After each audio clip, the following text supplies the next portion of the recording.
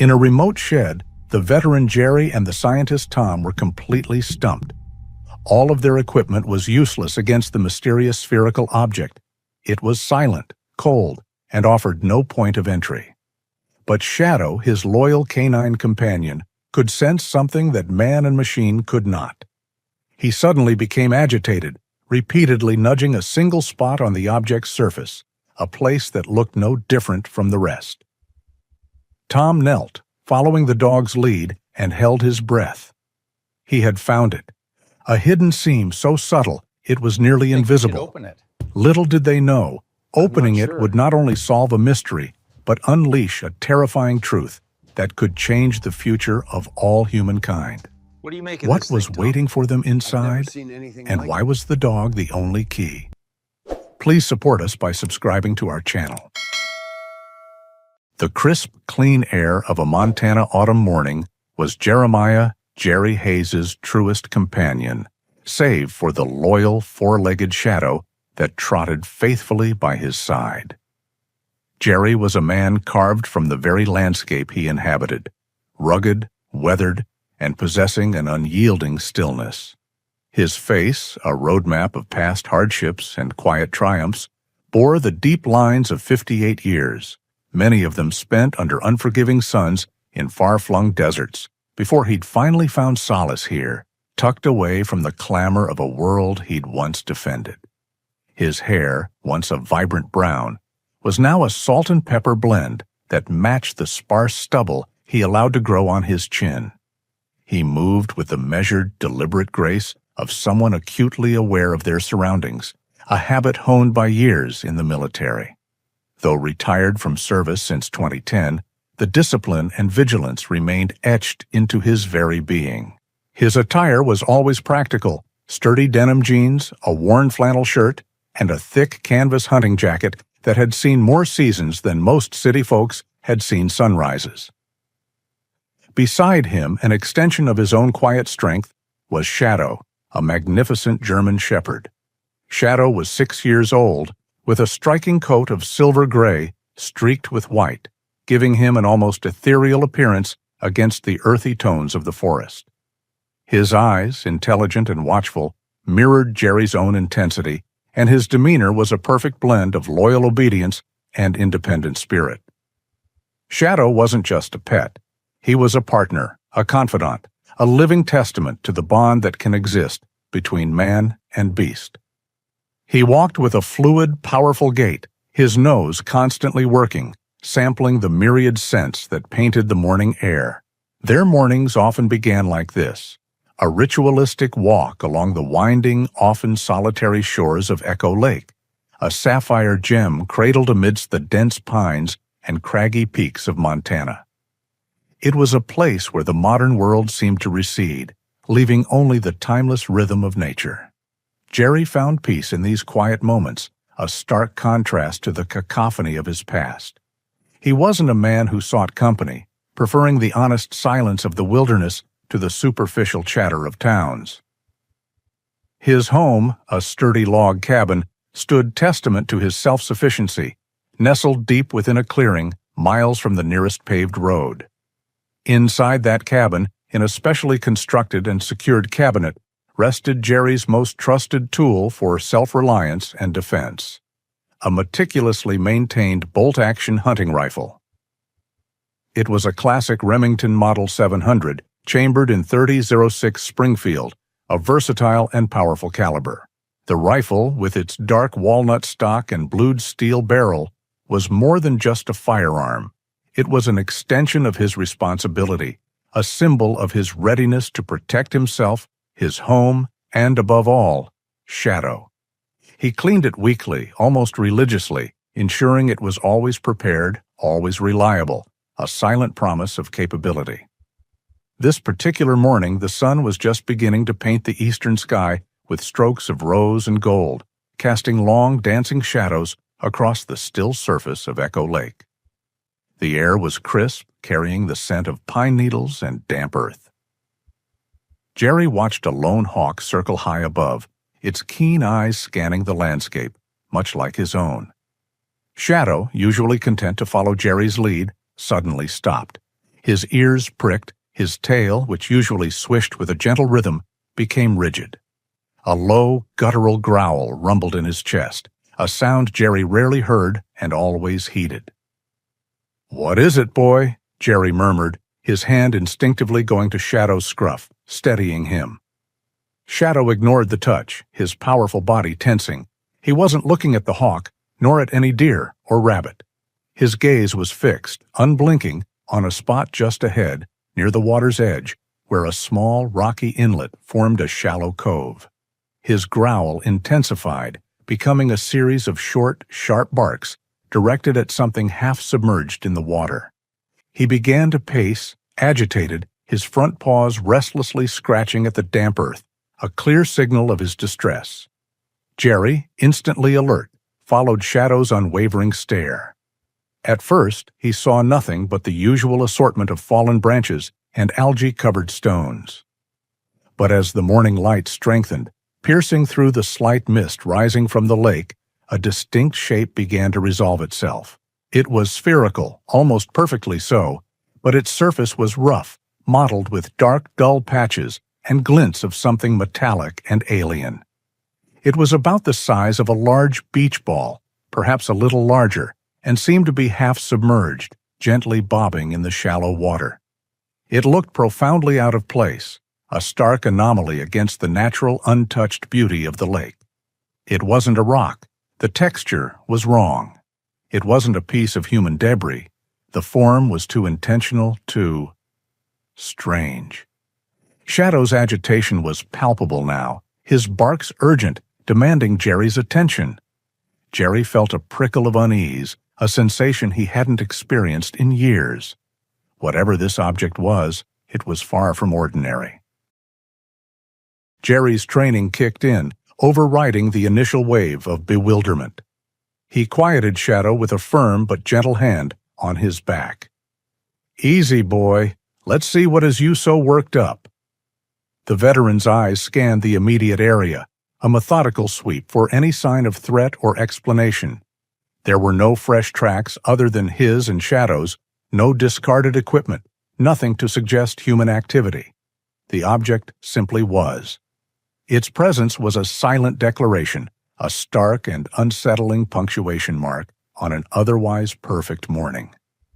He decided then and there that leaving it in the lake was not an option. An unknown variable this close to his home was a problem that needed to be contained and understood. He waded into the shallows, the icy water of Echo Lake seeping into his sturdy leather boots. Shadow whined from the shore, a sharp, anxious sound that conveyed his deep disapproval. Jerry ignored him for the moment, his focus entirely on the sphere. As he drew closer, he could see its texture more clearly. The surface was not smooth, but was covered in a complex, almost organic-looking pattern of shallow pits and raised, winding ridges.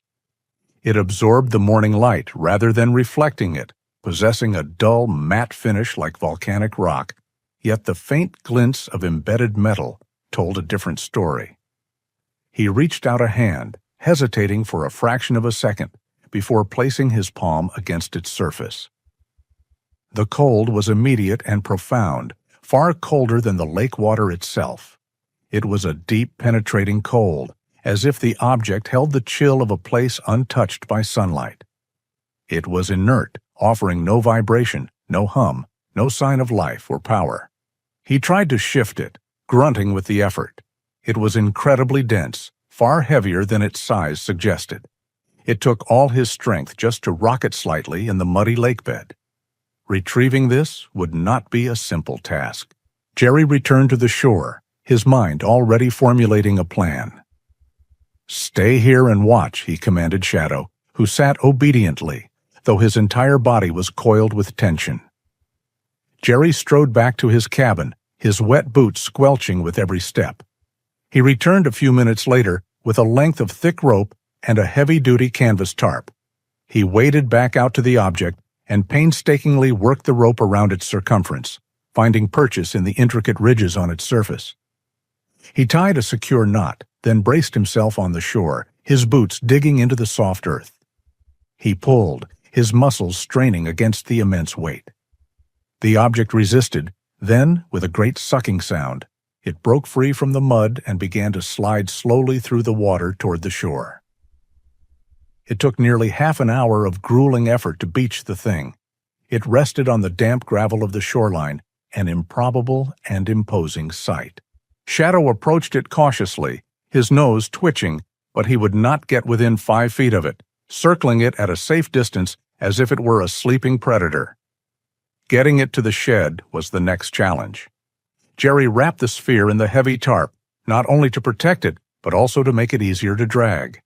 He pulled and heaved, dragging the heavy bundle across the forest floor, the tarp scraping against pine needles and loose stones. It was a slow, arduous journey back to the clearing where his cabin stood. His shed was a reflection of the man himself, orderly, practical, and built to last. Inside, tools hung in their designated places on the walls. Shelves were neatly organized with jars of nails and screws, and the air smelled of sawdust and machine oil. Jerry cleared a space in the center of the wooden floor, and with one final back-straining effort, rolled the object off the tarp and into the middle of the room. It settled with a heavy, solid thud. Now, under the stark light of the single bulb hanging from the ceiling, the object seemed even more alien. Jerry unwrapped it completely, walking a slow circle around it, examining it from every angle. Shadow stood at the open doorway of the shed, refusing to enter. He remained a vigilant sentinel, his eyes fixed on the strange intruder in their sanctuary, a low, almost inaudible whine emanating from his throat. "I don't know what you are," Jerry said, speaking as much to himself as to the dog. "But we're going to find out." He left the object in the shed, closing the heavy wooden door, and headed inside the cabin. He shed his wet boots and jacket, started a pot of coffee, and sat down at the small wooden desk where his laptop was set up. His internet connection, a satellite service, was often slow and temperamental, a necessary compromise for his secluded lifestyle. As the modem whirred and clicked, establishing a connection with the outside world, Jerry's mind raced through the possibilities. His first search was for meteorites. He typed in large spherical meteorite and pitted metallic meteorite. The search engine returned hundreds of images of blackened, irregular chunks of rock and iron, some scarred from their fiery descent through the atmosphere. None of them looked anything like the object in his shed. They were chaotic, fractured forms. The sphere was too perfect, its texture too uniform. He tried other search terms. Geological concretions, natural spherical rock formations. He found images of Moa-Rocky boulders and other strange geological oddities, but again, nothing matched. Those were clearly stone. The object in his shed had a metallic component he could not deny. Frustration began to mount. He spent the next 2 hours going down one digital rabbit hole after another. He searched for discarded industrial equipment, old naval mines, experimental weather balloons, and even obscure art installations. Every logical path he took led to a dead end. The object in his shed did not seem to belong to any known category. It was not from the earth as far as he could tell, and if it was from the sky, it was unlike any piece of space debris ever documented. The coffee grew cold in his mug. Outside, the sun had climbed high into the sky. Defeated for the moment, Jerry closed the laptop. The silence of the cabin felt different now, charged with a new and profound sense of mystery. He walked back to the shed and opened the door. In the dim light, the sphere sat, impassive and silent. Shadow was still there, lying a few feet from the doorway, his head on his paws, but his eyes were wide open and fixed on the object, a silent, unwavering guard. The unknown had found its way into their quiet life, and Jerry had a sinking feeling that nothing would ever be the same. 2 days passed. The object in the shed became a silent, brooding presence in Jerry's life. He checked on it periodically, half expecting it to have changed, to have moved, or perhaps to have vanished as mysteriously as it had appeared. But it remained stubbornly inert, a massive dark question mark sitting in the center of his workshop. The quiet of his property, once a source of comfort, now felt like a held breath. Shadow was his constant barometer of the unseen. The dog's usual relaxed demeanor had been replaced by a quiet, watchful alertness. He would often lie at the threshold of the cabin, his gaze fixed on the shed door, as if he could sense the object's alien nature radiating through the wood. It was late afternoon on the third day when the familiar harmony of the wilderness was broken. It started with a low hum, a sound so out of place that it took Jerry a moment to identify it as the engine of a vehicle. He was on his porch, oiling the action of his hunting rifle, a task he found meditative. Shadow, who had been dozing at his feet, shot up in an instant, a deep menacing growl rumbling in his chest. His hackles rose, and he moved to the edge of the porch, his body low and tense, his eyes locked on the long, unpaved track that served as Jerry's driveway. A gray pickup truck, clean and nondescript, with no company logo on its doors, rolled slowly into the clearing and came to a stop a respectful distance from the cabin. It was a late-model truck, the kind that looked capable but had clearly never seen a day of hard work. For this remote corner of Montana, it was as conspicuous as a limousine. Two men got out. The one who emerged from the driver's side was older, likely in his late 40s, with a tidy haircut and a soft academic face that seemed ill-suited to the rugged environment. He wore a brand-new-looking windbreaker and clean hiking boots, the attire of someone trying to look the part of an outdoorsman without any of the experience. He moved with a practiced calm, a polite smile already fixed on his face. His companion was younger, taller, and said nothing. He had short, dark hair and a lean, athletic build that his simple jacket and jeans couldn't hide. His face was a mask of detached observation, his eyes constantly moving, taking in the cabin, the tree line, and Jerry himself. His stillness was of a different kind than Jerry's. It was the coiled, patient stillness of a predator. Shadow's growl deepened, a clear and unambiguous warning. "Easy, boy," Jerry said quietly, not taking his eyes off the visitors. He didn't move to secure the rifle, but left it resting across his lap, a casual but clear statement. The older man raised a hand in a placating gesture. "Hello there. Hope we're not trespassing. My name is Evans, and this is my colleague, Mr. Cole. We're with the U.S. Geological Survey." Jerry nodded slowly, his expression unreadable. "Jeremiah Hayes. You're a long way from any geological surveys out here." "That's just it," Evans said, his smile unwavering. "We're here because our instruments detected something unusual. One of our monitoring satellites picked up a unique and highly localized geomagnetic anomaly originating from this precise area. A short, powerful burst a couple of days ago. It's the kind of signature that could indicate a rare meteoric deposit, or perhaps some unrecorded mineral vein. We were assigned to do a preliminary ground survey." The explanation was plausible, delivered with a smooth confidence that would have reassured most people. But to Jerry, it felt rehearsed. His gaze flickered to Shadow, who had not relaxed his stance in the slightest. The dog's distrust was a tangible thing, a shield between his master and the strangers. "Haven't noticed anything unusual," Jerry replied, his voice even. "It's been quiet as ever." Mr. Cole's eyes drifted from Jerry to the shed, lingering there for just a moment too long. It was a subtle shift, but Jerry caught it. Evans's smile didn't falter. "Sometimes these things aren't obvious to the naked eye. We're talking about subtle fluctuations in the magnetic field. Have you perhaps found anything out of the ordinary recently? A strange rock, maybe? Anything that looks like it might have fallen from the sky?" The questioning was becoming pointed, a gentle but persistent probe. They weren't just investigating an anomaly, they were looking for an object. Jerry's internal alarms, long dormant, began to sound a quiet but urgent warning. These men were not geologists. Geologists carried rock hammers and surveying equipment. These men carried an air of authority and concealed purpose. "Can't say that I have," Jerry said, his grip tightening slightly on the rifle's wooden stock. "Just the usual rocks and trees. But if I see any special ones, I'll be sure to let the government know."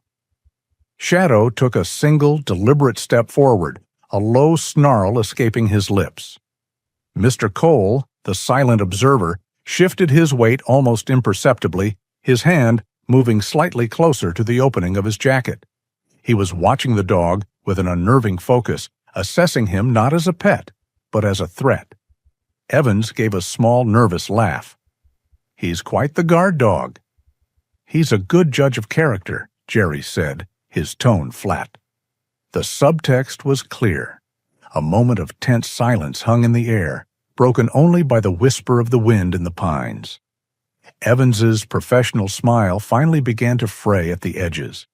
He had expected a simple, cooperative local, not a wary veteran with a formidable dog, and an unspoken refusal to yield. "Well," Evans said, clearing his throat, "to be thorough, we'd appreciate it if we could just take a quick look around your property. Maybe take a few readings. We have a portable magnetometer in the truck. It wouldn't take long." "This is private property," Jerry stated simply. It wasn't a question or a negotiation. It was a fact. Of course," Evans said quickly, raising his hands again. "We wouldn't impose without your permission. It's just, a find of this nature could be of significant scientific importance." His eyes, like his colleagues', flickered toward the shed. The focus of their interest was becoming clearer by the second. They knew something was here, or at least they had a very strong suspicion. The satellite story was their cover, the key to get onto his land. Jerry stood up slowly, the rifle held loosely in one hand, pointed safely at the ground. His movement was a clear signal that the conversation was over. "Like I said, I haven't found anything, and I'd appreciate you respecting my privacy. Have a safe drive back." The two men exchanged a brief, almost invisible glance. It was a look of shared frustration and reassessment. Evans's facade of friendly bureaucracy crumbled, replaced by a cool professional distance. "Very well, Mr. Hayes," he said, his voice now devoid of its earlier warmth. "Thank you for your time." They turned and walked back to the truck without another word. As they drove away, Jerry stood on the porch, Shadow standing firm by his side, until the gray pickup was nothing more than a dust cloud in the distance. The quiet returned, but it was a different kind of quiet now. It was the silence of a battlefield after the first skirmish. He rested his hand on Shadow's head, stroking the thick fur. The dog finally relaxed, leaning into his master's touch, his growl subsiding into a low rumble. "You were right, boy," Jerry whispered, his eyes on the empty track. "You were right all along." They were not geologists, and he knew, with a certainty that chilled him more than the autumn air, that they would be back. The dust from the gray truck settled, but the disquiet it left behind hung heavy in the air. Jerry remained on the porch for a long time, one hand resting on Shadow's head, the other absently holding his rifle. His mind, trained to analyze threats and anticipate enemy movements, was working furiously. The men's story was a lie, and a lazy one at that. A real geological team would have been equipped with visible gear. Their demeanor would have been one of scientific curiosity, not veiled interrogation. The term they used, geomagnetic anomaly, was specific. It meant the object in his shed was emitting something, a signal or an energy signature that had been picked up from a distance. That satellite wasn't looking for rocks. It was searching for something specific, and it had found it on his land. They knew. Or if they didn't know exactly what it was, they knew where it was. And their polite, restrained approach was just the first move in a familiar playbook. First, they ask. When that fails, they will return, and they won't be asking again. He went inside, bolted the door, and checked the locks on his windows. They were simple, practical measures, but he knew they would be useless against a determined force. He was one man, with one rifle, and one very brave dog against an unknown agency with satellite technology and an untold number of agents, like the two who had just left. For the first time since leaving the service, Jerry felt the cold grip of isolation not as a comfort, but as a vulnerability. He was out here alone, and they knew it. He couldn't call the local sheriff. What would he say? That he'd found a strange ball in the lake and two polite men from the government had asked about it? They would think he was a paranoid old hermit. He couldn't report the object itself without it being confiscated by the very people he now deeply distrusted. He was cornered. Shadow nudged his hand, whining softly, as if sensing the storm in his master's mind. Jerry looked down into the dog's intelligent eyes. He wasn't entirely alone. He had Shadow, but this situation required more than loyalty and a good rifle. It required a different kind of expertise, a different kind of mind. His thoughts turned to a man he hadn't spoken to in over a year, but who remained a fixed point of integrity and brilliance in his life, Thomas "Tom" Miller. The name brought a flicker of warmth to Jerry's mind, a memory from a lifetime ago. He saw a younger version of himself, a restless high school kid in a stuffy classroom, more interested in the woods outside than the equations on the chalkboard. And he saw Mr. Miller, his physics teacher, a man whose passion for the universe was infectious. Tom wasn't like the other teachers. He was a man in his late 30s then, with kind, crinkling eyes behind thick glasses, a perpetually rumpled tweed jacket, and a boundless enthusiasm for the mysteries of science. He saw past Jerry's tough exterior and recognized a sharp, inquisitive mind. Tom had been the one who encouraged Jerry's curiosity, who spoke to him not as a troubled teen, but as a fellow seeker of answers. He had been a mentor, a guide who had shown him the elegant and profound order of the cosmos before Jerry chose the chaotic, man-made order of the military. Their friendship had endured through the decades, bridging the vast differences in their lives through infrequent letters and the occasional phone call. Now Tom was in his early 70s, a retired professor emeritus from Montana State University, living a quiet life of his own. But Jerry knew that underneath the gentle, grandfatherly exterior, Tom's mind was as sharp and insatiably curious as ever. More importantly, he was the only person Jerry knew who possessed both the intellect to potentially understand the object in the shed and the integrity to be trusted with such a dangerous secret. The decision was made. Reaching out was a risk. It meant pulling his old friend into whatever this was. But sitting here and waiting for the inevitable return of those men was not a risk. It was a certainty. He went to his satellite phone, a piece of emergency gear he rarely used, and punched in the familiar number from memory. It rang twice before a warm, slightly raspy voice answered. "Tom Miller speaking." "Tom, it's Jerry Hayes." A genuine delight entered the voice on the other end. "Jerry, my goodness, it's good to hear your voice. How are you holding up out there in the wilderness? Still wrestling bears for your morning coffee?" Jerry managed a small smile. "Something like that. Listen, Tom, I'm sorry to call you out of the blue, but I'm in a strange situation here, and you were the only person I could think of to call." The humor in Tom's voice was instantly replaced by concern. "What's wrong, son? You sound serious." Jerry took a deep breath and began to explain. He started with the morning by the lake, with Shadow's strange behavior. He described the object in detail, its size, its impossible weight, its coldness, its alien texture. He recounted his fruitless search online. Then he told Tom about the two men, their cover story about the U.S. Geological Survey, and their specific mention of a geomagnetic anomaly. He spoke uninterrupted for nearly 10 minutes. On the other end, Tom was completely silent. Jerry half expected his old friend to gently suggest he'd been alone in the woods for too long. When he finished, the silence stretched for a few long seconds. Then Tom finally spoke, his voice no longer just concerned, but charged with an intense intellectual energy. "Jeremiah," he said slowly, the name he only used when he was deeply focused. Are you certain about the coldness? Colder than the ambient water temperature? Yes, significantly. And the texture? You said pitted, but with ridges. Is there a discernible pattern to them? It looks chaotic up close, but from a distance it feels intentional. I can't explain it better than that. Another pause. Jerry could almost hear the gears turning in his old friend's mind.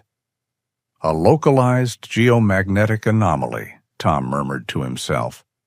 That's not a term they'd use for a simple meteorite. That implies a sustained or recent emission, an active source. Far from being skeptical, Tom was intrigued, his scientific mind captivated by the puzzle. He wasn't hearing the story of a paranoid veteran. He was hearing a collection of data points that defied conventional explanation. Jerry, you did absolutely right to refuse them entry, and you're right to be suspicious. This doesn't sound like any official geological survey I've ever heard of. Tom's voice became firm. I want you to do two things for me. First, do not, under any circumstances, try to open or damage the object. We have no idea what it is or what it might contain. Second, stay put. I'm packing a few things. I can be on the road in an hour. With good traffic, I can be at your place by midday tomorrow. A wave of relief washed over Jerry, so potent it almost made him weak. Are you sure, Tom?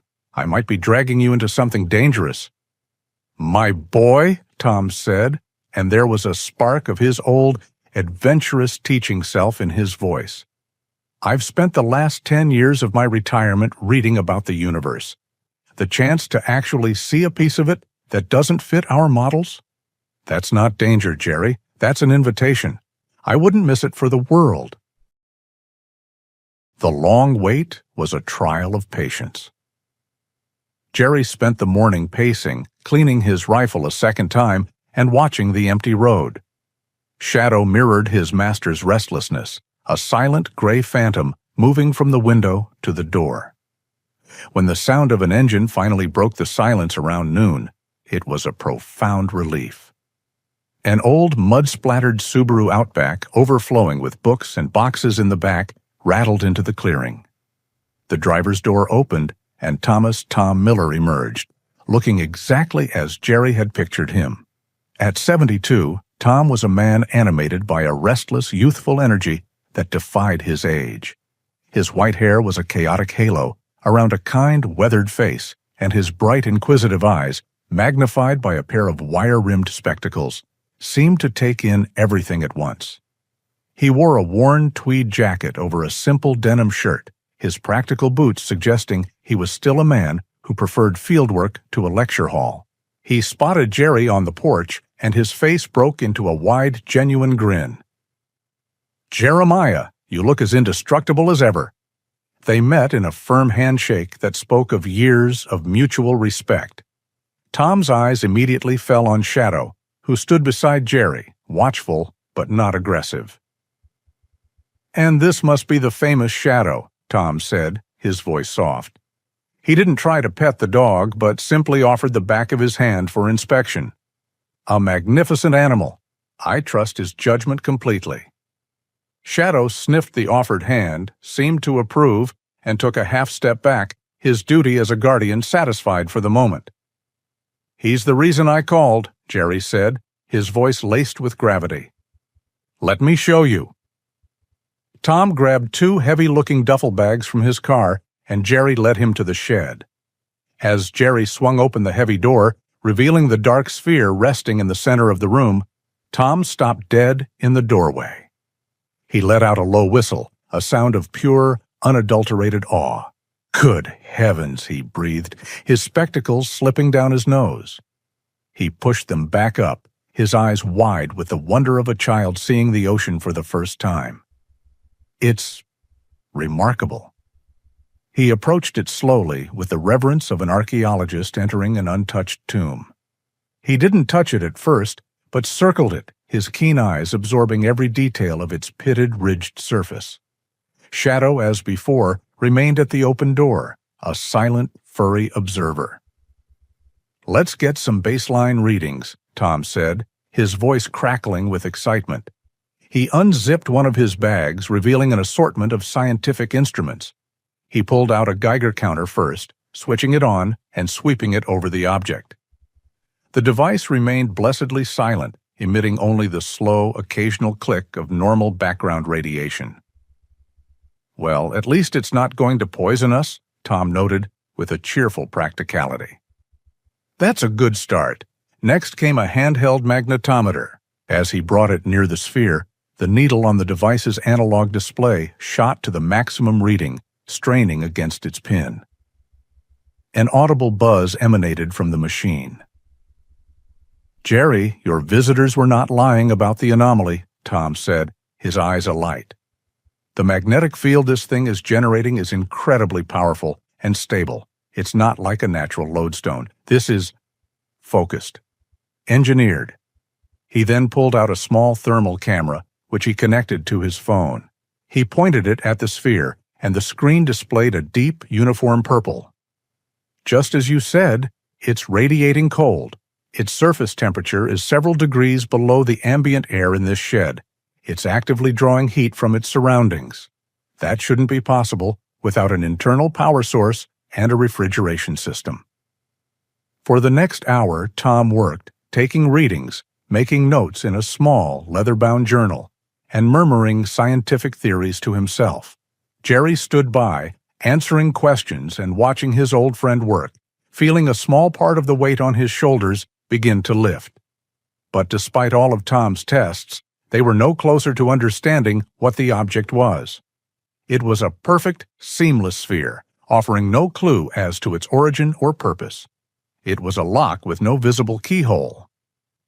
"I'm stumped," Tom finally admitted, running a hand through his unruly hair. "It's clearly artificial. It has a power source, but there's no seam, no hatch, no control panel. It's a complete black box." It was then that Shadow's behavior changed. He had been lying patiently at the doorway, but now he rose to his feet. He took a few tentative steps into the shed, something he had refused to do since the object's arrival. He let out a low, questioning whine, and his head cocked to one side, his ears swiveling as if trying to pinpoint a sound no one else could hear. "What is it, boy?" Jerry asked softly. Shadow ignored him. He began to pace back and forth in front of the sphere, his agitation growing. His whining became more insistent. He was clearly distressed, but also drawn forward by some invisible force. Finally, he stopped, his body rigid, his focus locked onto a single, unremarkable spot on the sphere's lower hemisphere. He lowered his head, his sensitive nose twitching furiously as he sniffed at the surface. A low growl rumbled in his chest, and he gently, almost hesitantly, nudged the spot with his nose before backing away, looking at Jerry with an expression of urgent appeal. Tom, who had been watching the dog's every move with fascination, knelt. "He's found something," he whispered. "His senses are picking up something that all my equipment has missed." Tom pulled a powerful pen-sized flashlight and a magnifying glass from his jacket pocket and aimed them at the spot Shadow had indicated. At first, he saw nothing but the same pitted, matte black texture as the rest of the sphere. "There's nothing here," he said, sounding disappointed. "Look again," Jerry urged, trusting his dog implicitly. Tom leaned closer, his nose almost touching the cold surface. He ran his fingers over the area, and then he stopped. "Wait," he breathed. He angled the flashlight, catching the light in just the right way. "There's a line. My God, it's practically invisible." He had found it, a hairline seam, no thicker than a spider's thread, tracing a perfect circle about the size of a man's hand. It followed the natural, chaotic-looking ridges of the surface so perfectly that it was almost impossible to distinguish. He must be hearing something from it, Tom theorized, his voice filled with excitement. A high-frequency vibration, or smelling something. Maybe a faint gas is escaping, something only he can detect. Shadow whined again, a clear confirmation. He had done his part. His keen, superior senses had provided the key that man and machine could not find. They now had a starting point. The black box was no longer entirely featureless. It had a door.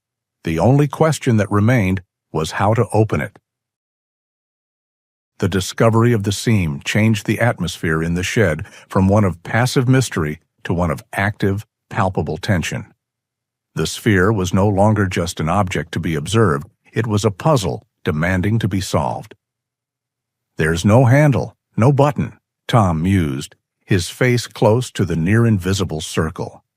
"The design is too elegant for something so crude. It must be pressure-activated." He explained his theory to Jerry. The mechanism likely required a specific, sustained pressure applied evenly across the entire circular seam to trigger it. A simple poke or knock would do nothing. It was a lock designed to be opened with intention, not by accident.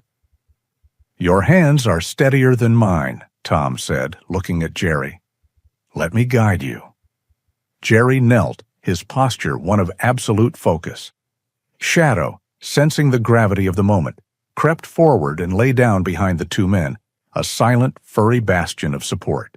Tom positioned Jerry's fingers along the hairline seam, instructing him to apply pressure slowly, evenly. Jerry took a deep breath, the same way he used to before taking a difficult shot, and pressed. For a moment, nothing happened. The surface remained cold and unyielding. Then a low hum filled the shed, a sound that vibrated not in their ears, but deep within their bones. The circular section glowed with a soft, internal white light. With a hiss like escaping air, the circle didn't open, but rather became completely transparent, revealing a deep, dark cavity within the sphere. From the darkness at the center, a single point of light emerged and bloomed outwards, creating a silent, three-dimensional display that hovered in the air above the opening. It was not a screen showing images. It was a miniature universe being born. Jerry and Tom stared, utterly transfixed. The display began with the breathtaking simplicity of first principles. A single proton appeared, orbited by a single electron. "The hydrogen atom," Tom whispered, his voice thick with awe. "The most fundamental building block." The display shifted, showing a circle with a line drawn through its diameter, then showing that line wrapping itself around the circumference 3.14 times. The Greek letter for pi materialized beside it. Then came the pulses of light, simple flashes in sequences of prime numbers. 2 flashes, then 3, then 5, 7, 11, 13. "My God," Tom breathed, his initial shock giving way to a profound academic ecstasy. "It's not a language of words. It's a language of constants. It's a universal primer, a way to establish a common ground based on the laws of physics and mathematics." For the next hour, the two men and the dog watched as the object laid out the foundations of science in a silent, luminous ballet. It showed the double helix of DNA. It mapped the electromagnetic spectrum from radio waves to gamma rays. It was a greeting card written in the very ink of reality itself. Jerry, who had long ago traded physics for field tactics, found himself mesmerized, understanding the concepts not through equations, but through the pure, intuitive beauty of the display. Then the message began to change. The primer was over. A detailed, startlingly accurate model of Earth's solar system materialized in the space above the sphere. The planets spun in their familiar orbits around a glowing sun. Then the perspective pulled back at an impossible speed. Stars and nebulae flew past until the solar system was just a tiny speck. The display then highlighted several nearby, rapidly spinning stars. "Pulsars," Tom said, his excitement mounting. He scrambled for his laptop. "It's using pulsars as navigational beacons. They are the most accurate clocks in the universe. It's showing us where we are, from its perspective." The display zoomed back in, this time not on Earth, but on the solar system as a whole. A timeline appeared beneath it, a simple line stretching into the past and future. Then, from the edge of the display, a vast shimmering cloud of what looked like cosmic dust or energy began to drift across the starfield. It was immense, dwarfing their solar system. "What is that?" Jerry asked, his voice a low rumble. "I don't know," Tom said, typing furiously on his laptop, comparing the star map from the display with known astronomical charts. "It doesn't correspond to any known nebula or energy field." The display showed the shimmering cloud continuing its slow, inexorable journey. It showed the cloud intersecting with their solar system. As it passed through, the planets on the display were bathed in a violent crimson light. A marker appeared on the timeline, indicating when this event had occurred. Tom's fingers froze on his keyboard. He stared at the date, his face draining of all color. 252 million years ago, he whispered, his voice trembling. He looked at Jerry, his eyes wide with horror and disbelief. "Jerry, that's the end of the Permian period, the Great Dying, the single largest mass extinction event in Earth's history. Over 90% of all life on the planet was wiped out. Scientists have never been able to agree on the cause." The display wasn't finished. It showed the cloud passing beyond their system, continuing its journey through the galaxy on a vast cyclical orbit. Then it showed the cloud turning, beginning its long, slow return. The timeline beneath the display began to move forward, from the distant past, through the age of dinosaurs, through the rise of humanity, to the present day. A blinking red dot appeared, marking their current position in time. Farther down the line, another marker appeared, showing the cloud's projected point of return. The display then zoomed in on that final marker, showing the shimmering, destructive wave of energy once again intersecting with their solar system. The date was not millions of years in the future. It was not even centuries. The timeline suggested it was terrifyingly, impossibly close. The luminous display faded, the point of light contracting back into the darkness within the sphere. The hum ceased. The circular panel became opaque once more. Silence returned to the shed, but it was a heavy, suffocating silence filled with the weight of what they had just witnessed. Tom slowly closed his laptop. His face was pale, his earlier excitement completely extinguished, replaced by a profound and chilling understanding. He looked less like a scientist who had made the discovery of a lifetime and more like a doctor who had just read a terminal diagnosis. He turned to Jerry, his old friend, his former student. "It's not a greeting," Tom said, his voice barely a whisper. "It's not a message of peace or a map to the stars. It's a warning buoy, a lighthouse left behind by someone, something, to warn any ship that passes this way." He took off his glasses and rubbed his eyes, as if he could wipe away the images he had just seen. "There's a storm coming, Jerry," he said, his voice trembling with the enormity of it all. "A storm that has struck this world before, and it's coming back." The weight of the sphere's message settled upon the two men, a crushing, silent burden.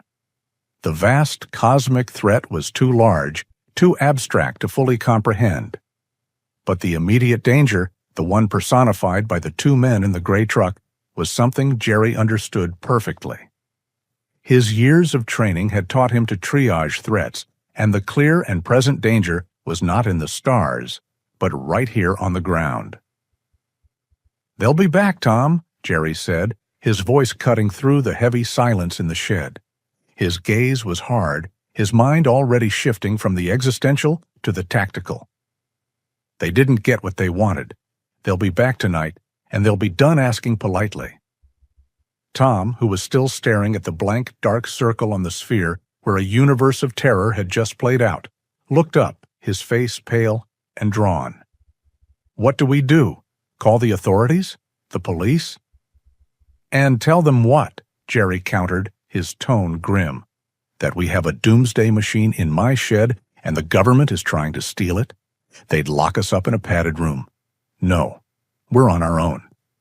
He moved with a grim purpose, his earlier shock replaced by a cold, familiar resolve. He strode to the cabin and returned moments later with his rifle and 2 boxes of ammunition, which he placed on the sturdy workbench. He also brought back a powerful battery-powered lantern and 2 heavy flashlights. "We stay here," Jerry decided, his eyes scanning the interior of the shed. "This is the most defensible position. They want what's in here, so they have to come to us." As dusk began to bleed into the sky, casting long purple shadows across the clearing, the tension inside the shed became almost unbearable.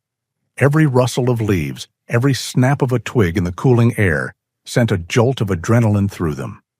Shadow was a statue of taut muscle and heightened senses, positioned just inside the closed door. He didn't pace or whine. He was in a state of pure, focused readiness, his ears twitching, his nose sampling the air. Hours passed. The moon rose, a sliver of silver in a star-dusted sky, offering little light. Jerry had extinguished the shed's single overhead bulb, plunging them into near-total darkness, broken only by the thin beams of their flashlights. He had barred the door from the inside with a heavy piece of timber. Tom sat on an overturned bucket near the sphere, his face a mask of anxiety. Jerry stood near the wall, his rifle held in a low-ready position, his senses stretched to their absolute limit. It was Shadow who gave the first warning. A low growl, so deep it was more of a vibration than a sound, emanated from the dog's chest. His ears flattened against his skull, and the fur along his spine bristled. Jerry instantly brought the rifle to his shoulder, his thumb flicking the safety off. He moved to the shed's small, grimy window and peered into the darkness. At first, he saw nothing. Then he caught the flicker of movement at the edge of the tree line. Figures, moving with a fluid, practiced stealth that spoke of extensive training. They were clad in dark, tactical gear, their faces obscured. He counted 5 of them, spreading out to surround the shed. They were a small, carefully chosen team, designed for a swift, quiet, and overwhelming assault, intended to neutralize a target without alerting any local authorities. "They're here," Jerry whispered. Tom's breath hitched. The team moved with chilling efficiency. There was no shouted command, only hand signals in the gloom. 2 men went to the back of the shed, while 3 approached the front door. Jerry moved away from the window, positioning himself behind the heavy oak workbench, which he'd angled to provide maximum cover. Shadow backed away from the door, his snarls now audible, a furious, desperate sound. A metallic click sounded from the door as they tried the handle. Finding it locked, there was a moment's pause. Then came a heavy, splintering thud as a battering ram struck the wood. Tom flinched violently. A second thud, and the timber bar Jerry had placed across the door cracked. "Tom," Jerry said, his voice calm and steady despite the chaos. "The sphere, when I tell you, you activate it, just like we saw." The display had shown them one final sequence after the warning, a simple geometric pattern that seemed to indicate a defense mechanism. They had no idea what it would do, but it was their only chance. A third, final crash, and the shed door exploded inwards, torn from its hinges. 3 figures stormed in, their movements swift and precise. Through the green glow of their night vision goggles, they saw a scene of chaos. But in the center of that chaos was a point of absolute stillness. They were met with the sight of Jeremiah Hayes, his face set like granite, sighting down the barrel of his hunting rifle. He was not panicked. He was not scared. He was a veteran in his element, holding his ground. The lead man, armed with a suppressed submachine gun, froze in his tracks. His team halted behind him. They had expected an old man, easily subdued. They had not expected this level of calm, determined resistance. The standoff lasted for a single, heart-stopping second, a frozen tableau of hunter and hunted. That second was all Tom needed. "Now, Tom!" Jerry yelled. While the intruder's attention was locked on Jerry, Tom, his hands trembling violently, reached out and pressed his palm flat against the circular panel on the sphere. He traced the defensive pattern he had memorized, his fingers sliding over the cold, smooth surface. The sphere responded instantly. The deep, resonant hum returned, 1,000 times more powerful than before, vibrating through the very floorboards. A brilliant, silent flash of cobalt blue light erupted from the sphere, bathing the shed in an otherworldly glow for a fraction of a second. It was not an explosion. It was a wave of pure energy, a pulse. The effect on the intruders was immediate and catastrophic. The green, luminous world, seen through their night vision goggles, vanished, plunging them into absolute, disorienting darkness. The tactical lights mounted on their weapons flickered and died. The earpieces that connected them to their commander went silent, filled with a burst of static, and then nothing. They were blind. They were deaf. Their technological superiority had been erased in an instant. Cries of confusion and alarm erupted from the dark figures. They stumbled, disoriented, their primary advantage stolen from them.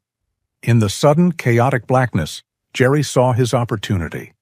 The brief, blinding flash had seared the room's layout into his memory. He knew where the enemy was. They had no idea where he was. He turned to Tom, his voice cutting through the panicked shouts of the intruders. "Now, Tom, go! Through the back!"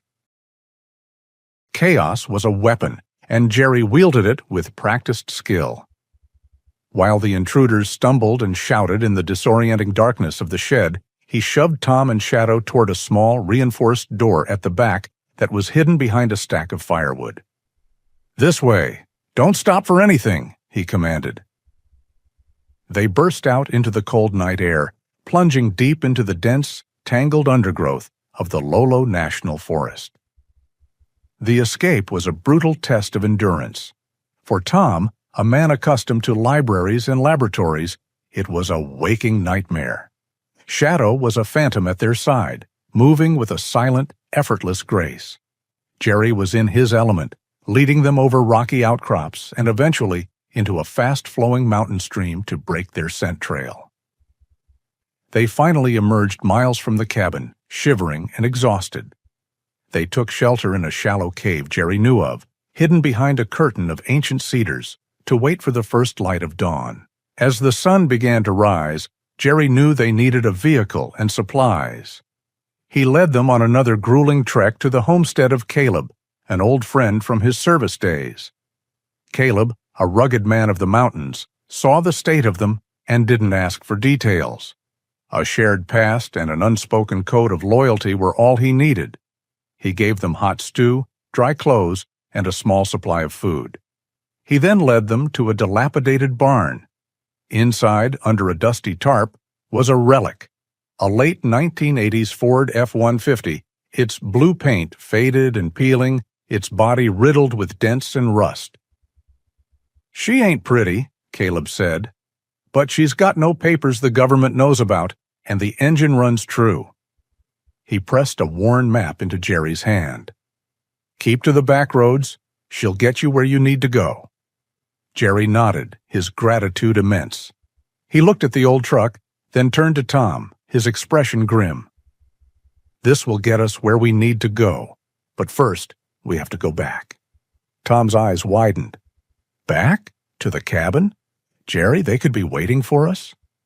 "They took a hit," Jerry reasoned, his voice low and certain. "Their gear is fried. Their pride is wounded. They'll have pulled back to regroup and report. They think we're on foot, lost in the woods. They won't expect us to come back. Not now, not this fast. We're not leaving it for them." The return journey was a tense, silent affair. Jerry drove the old truck with quiet confidence, parking it in a hidden alcove nearly a mile from his property. He left Tom and Shadow with the truck and proceeded on foot, his rifle in hand, moving like a ghost through the woods he knew so well. He spent nearly an hour scouting the area, his eyes missing nothing. The clearing was empty. The gray pickup truck was gone. The only signs of the previous night's violence were the splintered door of his shed and the faint tracks they'd left behind. He signaled for Tom, and together they drove the truck into the clearing. The familiar sight of his home, now violated, sent a cold anger through Jerry, but he suppressed it. They had one job. They backed the Ford up to the broken shed door. Inside, the sphere sat, impassive and silent, exactly where they had left it.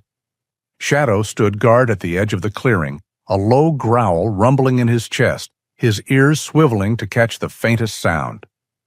Using the heavy canvas tarp from before and a few planks for a ramp, they undertook the grueling task of rolling the incredibly dense object up into the truck bed. It was a slow, back-breaking process, every scrape of the sphere on the wood sounding like a gunshot in the tense silence. Finally, with one last coordinated heave, the sphere settled into the bed of the truck with a heavy thud. Jerry quickly covered it with the tarp, securing it as best he could. With their impossible cargo now loaded, they left Jerry's home behind for what he knew was the last time.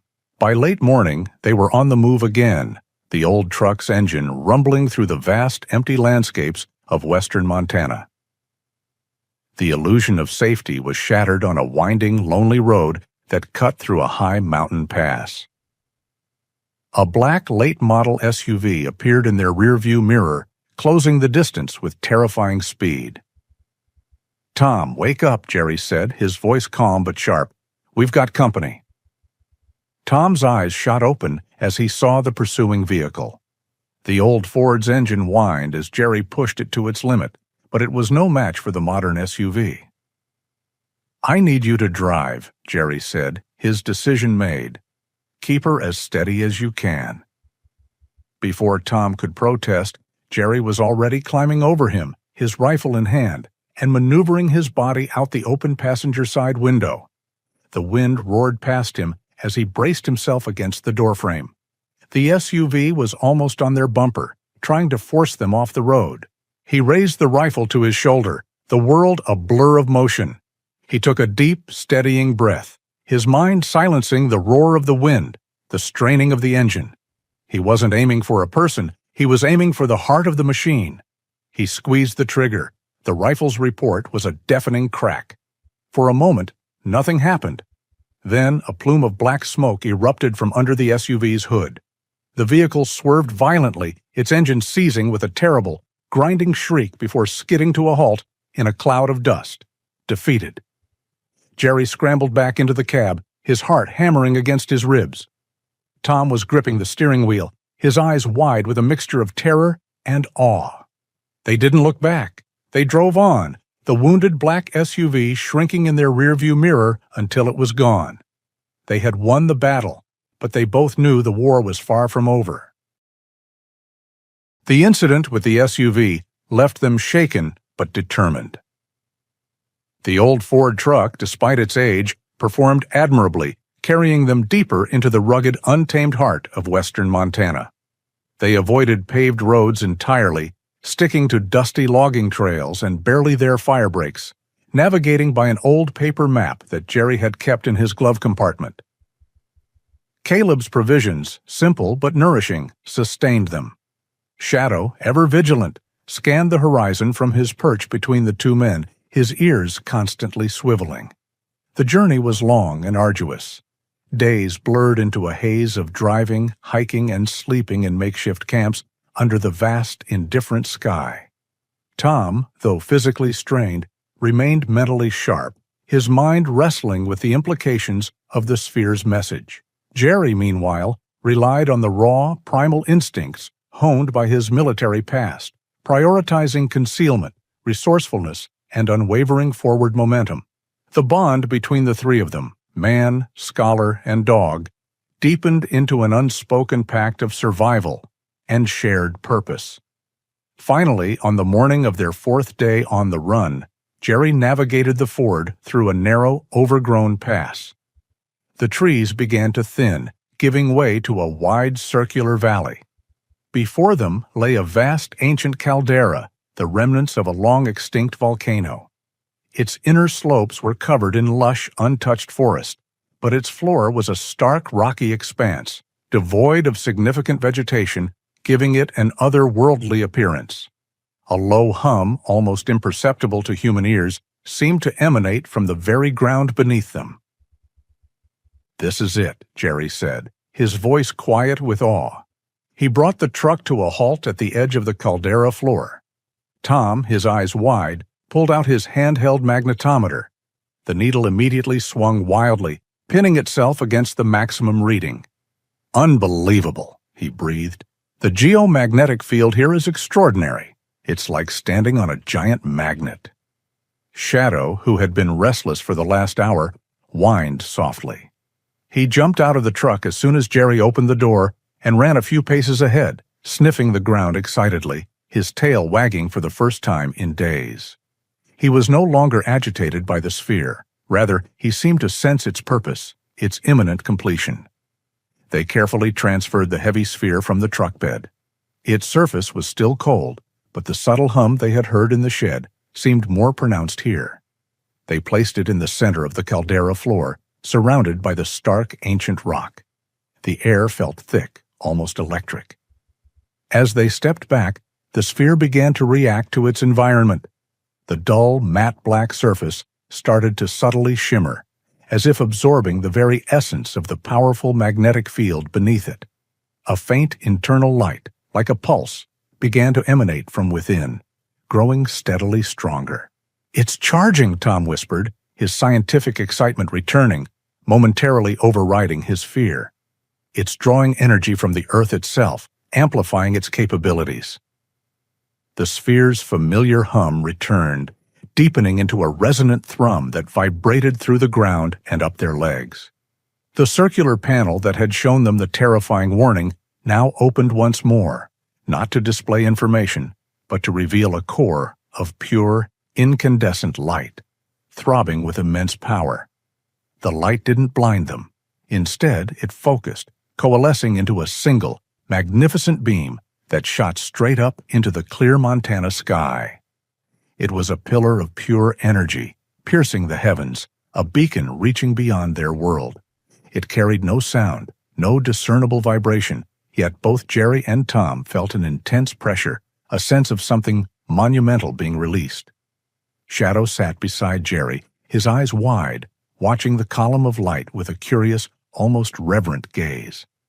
He seemed to understand that this was the culmination of their arduous journey, the purpose for which the object had been found. The beam pulsed rhythmically, a silent cosmic heartbeat for what felt like an eternity. Tom, tears streaming down his face, stood mesmerized. "It's sending it," he murmured. "The entire data package, the warning, to every listening post, every advanced civilization capable of receiving it. It's a message for the galaxy, Jerry." Then, as suddenly as it had begun, the beam of light flickered. The intense hum began to falter, growing weaker, fading away.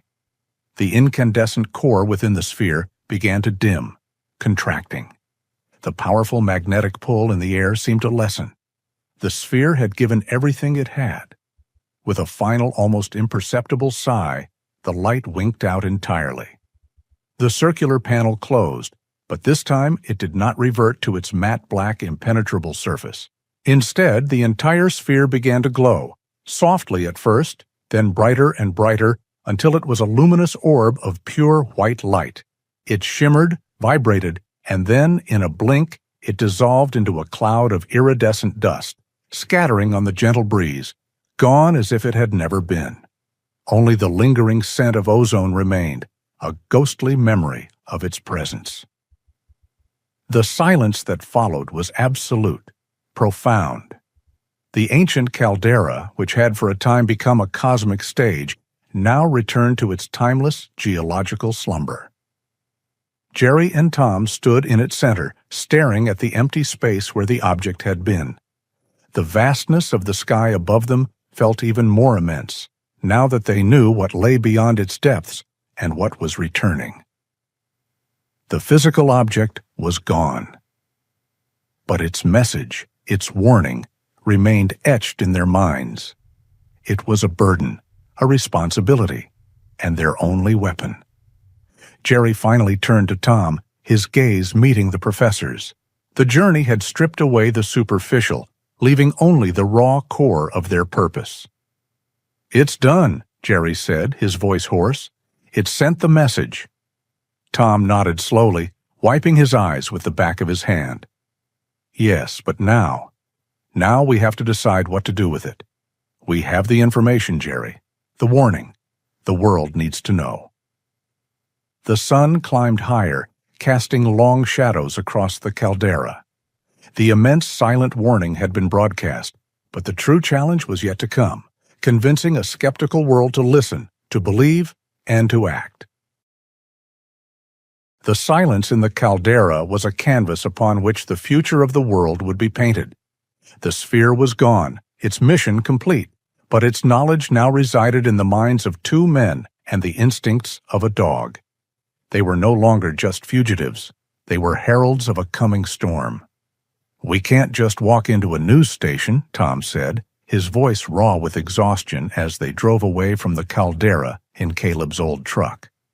"They'd dismiss us as madmen before we finished our first sentence. The world runs on proof, Jerry. Tangible, verifiable proof." "So what's the plan?" Jerry asked, his eyes scanning the road. "The sphere gave us that too," Tom replied, his mind already working. He pulled out his leather-bound journal, where he had furiously scribbled notes. In the final data burst, just before the warning, there was an appendix, a sort of verifiable signature. It detailed the trajectory of a small, non-periodic comet, one currently hidden behind the sun's glare, that would become visible at a precise set of coordinates in exactly 3 days. It's a celestial appointment. If we can get that data to the right people, and they confirm it, it becomes the key that unlocks the whole story. It proves our source is credible. Their new mission was clear. They drove for another day, navigating the backroads with a renewed sense of purpose, finally arriving at a small, sleepy town on the Idaho border. In the quiet anonymity of a public library, Tom sat down at a computer terminal, his fingers flying across the keyboard. He composed a concise, carefully worded email. It contained no mention of aliens or cosmic threats. It was a sterile, scientific message containing only the raw orbital mechanics, light curve data, and precise coordinates for the predicted comet, which he named Viatorem, the Latin for traveler. He sent it via a heavily encrypted service to a small, hand-picked list of a dozen of the most respected astrophysicists and observatory directors on the planet, colleagues he had known and trusted for decades. He signed it simply with his name. Then he logged out and they walked away, leaving their digital ghost to ripple across the globe. The 72-hour war began almost immediately. Within hours, the first signs of retaliation appeared. The public-facing website for the Atacama Observatory in Chile, home to one of Tom's oldest colleagues, suddenly went offline, citing a massive and unprecedented server crash. Then, the European Southern Observatory's network was flooded with junk data in a powerful DDoS attack, effectively crippling their external communications. The second wave of the attack was more personal, more insidious. On popular astronomy forums and social media platforms, posts began to appear from anonymous but seemingly knowledgeable sources. They claimed that Professor Thomas Miller was a once brilliant mind who had tragically declined into senility and paranoia in his retirement. Fabricated emails and falsified academic papers were leaked, designed to paint him as a fraud. The character assassination was swift, brutal, and professional. The agency wasn't just trying to block the signal. They were trying to poison the well, ensuring that even if the message got through, the messenger would be thoroughly discredited. In a cheap motel room hundreds of miles away, Jerry and Tom watched the silent war unfold on a small laptop screen. For every post from a legitimate astronomer expressing intrigue, 10 more appeared, ridiculing the Miller prophecy. "They're trying to bury us," Tom said, his face ashen. He looked defeated. "Maybe this was a mistake. I've led my friends into a trap." "No," Jerry said, his voice firm. He placed a hand on his old friend's shoulder. "You trusted them for a reason. You gave them the truth. Now we have to trust that the truth is enough." Shadow, sensing Tom's distress, rested his heavy head on the old professor's knee, offering a silent, profound comfort that no words could match. Despite the digital chaos, Tom's faith in his colleagues was not misplaced. In darkened control rooms from the Canary Islands to Hawaii, a quiet rebellion was taking place. Scientists who had known Tom Miller for 40 years knew he was no fraud. They saw the mathematical elegance in the data, the sheer unlikelihood of anyone fabricating such a precise prediction. They communicated through private back-channel networks, bypassing their compromised official systems. They decided to risk their reputations, their careers, and their funding to chase a ghost. Slowly, silently, some of the most powerful telescopes on Earth began to slew away from their scheduled targets, turning their giant, unblinking eyes toward a tiny, empty patch of sky, waiting. The final hours were an agony of suspense. The online chatter reached a fever pitch. The agency's disinformation campaign was in full force. It seemed as though the world had already dismissed the prediction as a hoax. Then, with just 2 hours left in the 72-hour window, a single electrifying message appeared on a private university server in Australia, one that had evaded the cyber attacks. "We have it. Faint, but it's here. Visual confirmation at the predicted coordinates. Magnitude is consistent with the Miller data." It was a single drop of rain before a deluge. As the Earth turned, bringing the target coordinates into view for other observatories, the confirmations began to cascade. Chile, South Africa, Arizona. One after another, the most respected astronomical institutions in the world reported the same thing. They had found the traveler. The ghost in the machine was real. The agency's firewall of lies collapsed. The truth exploded onto the global stage. News networks, catching wind of the unprecedented coordination between observatories, broke the story. The Miller Comet was on every screen, in every language. The world, which had been oblivious just hours before, was now faced with an undeniable miracle, a flawlessly predicted celestial event from an unknown source. The revelation did not unite humanity. It fractured it. The world convulsed. Some saw the comet as a sign of divine intervention, others as a prelude to invasion. Governments issued contradictory statements, some calling for calm, others for military readiness. Panic and fear mingled with awe and wonder. The warning had been delivered, and the response was chaos. A week later, Jerry and Shadow were back in the mountains of Montana. Caleb had helped him find a new plot of land, even more remote, more defensible than the last. He had begun the slow process of rebuilding a life of solitude. Tom had gone his own way, disappearing into a network of sympathetic scientists, his work just beginning. The agency, now facing a global political firestorm, had bigger problems than 2 men and a dog. They were safe. That night, Jerry sat on the steps of his half-finished cabin, Shadow resting at his feet. The world he had once fought for was now tearing itself apart with fear and argument, all because it had finally been told the truth. He had completed his mission. He had protected the messenger and delivered the warning. He looked up at the vast star-filled sky. It was no longer a symbol of peace and solitude. It was a clock ticking down to a future he could see all too clearly. His part was over. But as he watched the familiar constellations wheel overhead, he wondered, with a deep and aching sorrow, if a fractured and frightened humanity would ever be ready for what was coming.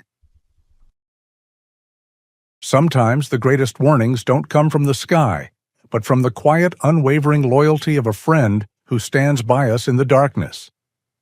The bond between Jerry, Tom, and the ever-faithful Shadow reminds us that in the face of the unknown, it is trust and courage that truly light our way. If their journey has touched your heart, we hope you will join our community by subscribing. Please share your thoughts on loyalty in the comments below, and a simple like helps their story travel further. A new tale is now waiting for you, just a click away on your screen.